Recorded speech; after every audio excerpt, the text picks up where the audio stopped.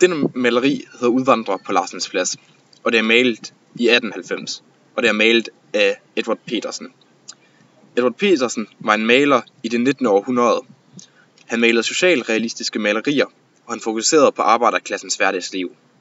Motivet forestiller familier, som tager afsked med hinanden, da nogle af dem skal med dampskibet, som er i baggrunden. Det er malet realistisk og forsøger at se så virkelighedstro ud som muligt. Maleriet virker autentisk, men det er scenesat. Det kan man for eksempel se ved appelsinerne, da det er et bevidst symbol, kunstneren har valgt at male og sætte ind i billedet. Funktionen med billedet er at give et indblik i, hvad der foregår i samfundet, og give et realistisk billede af den situation, folk står i. Man kan se på personerne i forgrunden, at det ikke er nogen lykkelig dag. De ser bekymrede og triste ud. De er ikke klædt i slidt og sjusket tøj, men det er ikke tøj overklassen vil gå i.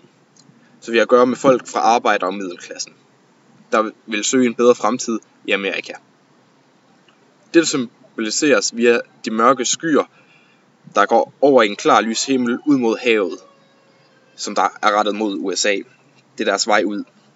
Og det repræsenteres via appelsinerne, som er en eksotisk frugt, der symboliserer de udvandrernes lysende håb om en bedre fremtid i fremmed og eksotisk land. Bevægelsen i billedet er rettet mod dampskibet. Hvis man kigger på f.eks. det gyldne snit, kan man se, at det rammer skibet og familien med de små børn.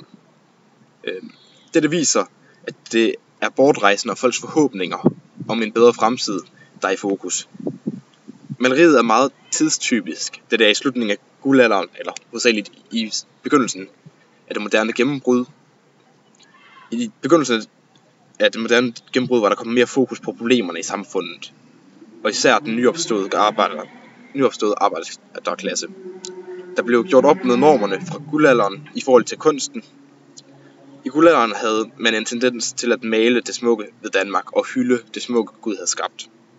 Gud var i alt. Man var blind over for de problemer, der var.